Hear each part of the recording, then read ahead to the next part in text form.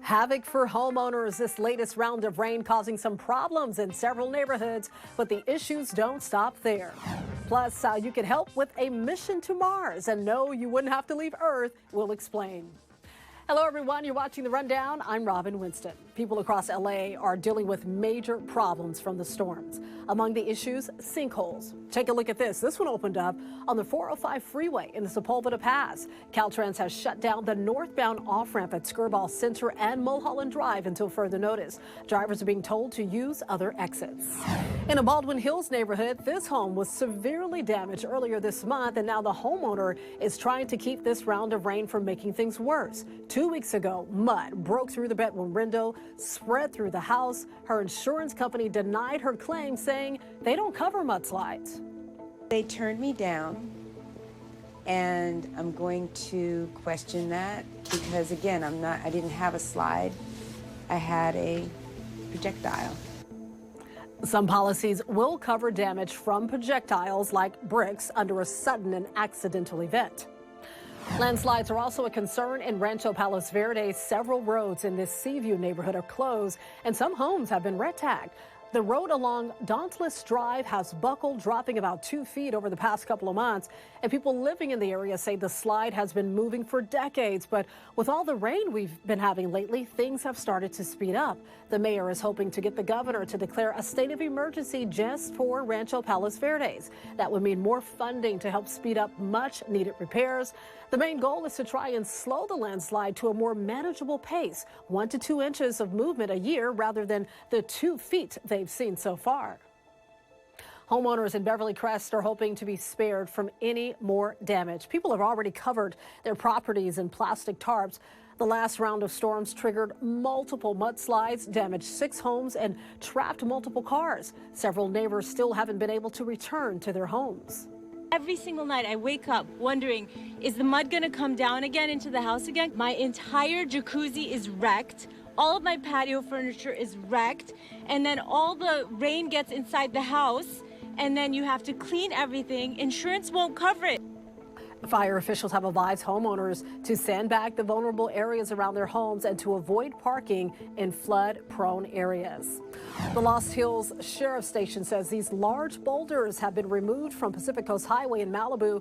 This happened Monday between Las Flores and Big Rock, but they want to warn drivers that more debris could fall in the canyons. Experts say this is something we could see more frequently along PCH because the surrounding hillsides are so saturated. The big question, is relief from the rain coming anytime soon? Let's get the answer from meteorologist Belen de Leon. Hi, Robin. We're almost done with the rain. On Tuesday, the risk of flooding continues with the potential for some thunderstorms. Now, on Wednesday, we'll get some rain early, but by the time folks hit the roads for the morning commute, I think the rain's going to wrap up with snow gradually diminishing in the mountains.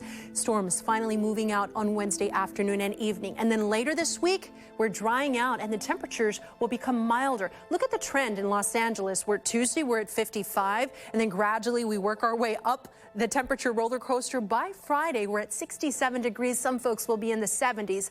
But then after that point, the temperatures start coming right back down. Now look at Sunday and Monday. Don't look now. I know we're getting past one storm system, but there's another one that's going to lower our temperatures as we head into this weekend and early next week and bring back the chance of rain. So have that umbrella nearby. President Biden is taking a 3-day trip across California. After arriving at LAX and being greeted by Mayor Karen Bass, he's attending a private fundraiser and speaking in Culver City. The president also plans to visit San Francisco and Los Altos Hills in Silicon Valley before he leaves Thursday. That 70s show star Danny Masterson has been transferred out of a maximum security California prison.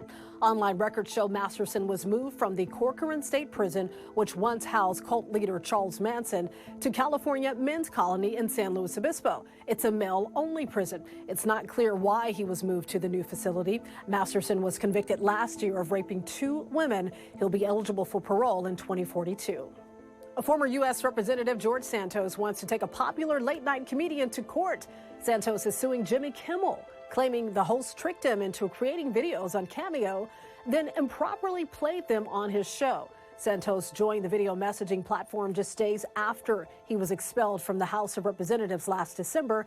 The lawsuit says Santos recorded 14 cameos after Kimmel requested them using fake names and profiles. Santos argues broadcasting those videos on national TV goes against Cameo's licensing agreement. He's seeking $150,000 per violation in addition to other unspecified damages. More legal trouble for the makers of the popular Stanley tumblers. The Seattle-based parent company is now facing 2 more lawsuits, accusing it of intentionally misleading customers about the presence of lead in its products. In January, the company told millions of customers who bought the now viral Quencher tumblers that the product contains some lead, which is used in the vacuum insulation process. The lawsuit alleges that if the tumblers are damaged or worn out from washing over time, the seal could break and expose people to lead, which can cause a variety of health problems over repeated exposure. Despite significant drops in electronic vehicle sales statewide last year, California is moving forward with an ambitious plan to ban the sale of new gasoline and diesel-powered cars by the year 2035. But now the Biden administration may be tapping the brakes on a nationwide push to cut back on car emissions. NBC's Tom Costello has more. From the gas pump to the charging station, America's green shift accelerated to a record 1.2 million new electric vehicle sales last year. The average price, $50,789. But the rate of growth is slowing as unsold EVs stack up at dealerships. In Wisconsin, Coons Automotive owns 44 dealerships across the region. Yeah, we've definitely seen a slowdown across the board on EV sales. Cutting tailpipe emissions has been a key driver of President Biden's climate change agenda. We're building the future of the electric vehicle. We're bringing back U.S. manufacturing jobs. But the Biden EPA is now set to slow the ramp up of tough new emission rules. That could mean 2/3 of all new vehicle sales would be electric by 2032. The $40,000 vehicle, the $35,000 vehicle. The choices are limited in the mass market when it comes to electric vehicles. Pressure to slow the pace of the new standards rollout comes from automakers which have invested heavily in new battery technology and auto workers who fear potential job cuts. In September, Mr. Biden walked the picket line with UAW workers. Last month, the union endorsed him for another term. But after the hottest year on record, environmental advocates warn slowing the emissions target rollout will have a cost. More oil use, more pollution, more global warming, and more kids with asthma. So that's a bad deal. That was Tom Costello reporting. The EPA's final decision on the timeline for achieving tougher emission standards is expected in late March or early April. Delta is offering a unique way to experience this spring's upcoming solar eclipse. The airline will operate a special flight from Austin to Detroit on April 8th, allowing passengers to spend as much time as possible with the solar eclipse path. The aircraft will also have extra large windows. The April eclipse is the last total eclipse over North America until 2044. A human expedition to Mars is planned for the near future, and NASA is looking for its next group of experimental Martians. NASA has opened applications for its next simulated Mars surface mission. The year-long mission will get underway next year at NASA's Johnson Space Center in Houston, and it'll help with plans for exploration of the red planet.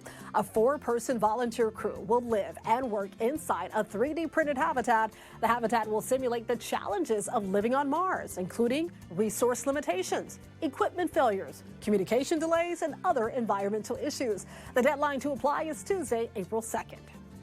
While NASA gets people ready for a mission to Mars, the Odysseus lunar lander, known as the Odie, is getting ready to touch down on the moon. Check out these new photos from the lander as it makes its way there. There are selfies of the lander with Earth behind it. The Odie lander is on a mission to become the first commercial lander to touch the lunar surface. It's on track to land on the moon Thursday afternoon. If it's successful, it would also be the first American moon landing since 1972. Very exciting. We're getting our first look at a new movie about a brave political pioneer. Shirley was America's first black congresswoman. And now an Oscar and Emmy-winning actress is bringing her story to Netflix. We're living it proud. I don't think I'm special. I just want to remind people what's possible. We need something that's going to make some noise. Congresswoman Shirley made a lot of noise when she ran for president in 1972. People called her crazy, and that was part of what drew actress Regina King to her life story. King called Chisholm a true maverick and somebody who made a real difference in the country. Shirley will premiere on Netflix on March 22nd. Shohei Ohtani offered up a preview of what could come in his first season with the Dodgers. He smashed a long home run in his first live batting practice since undergoing elbow surgery last September. The Dodgers will open up Cactus League play Thursday against the Padres. Ohtani will not be in that lineup, but he certainly gave fans a good reason to be hopeful for opening day. Can't wait to see him in action. You can always get news and weather updates on the NBCLA app and our website, NBCLA.com. And be sure to tune into Today in LA on NBC4, weekdays 4 to 7 a.m. I'll be helping you get around with traffic reports throughout your morning commute. I'll see you next time on The Rundown.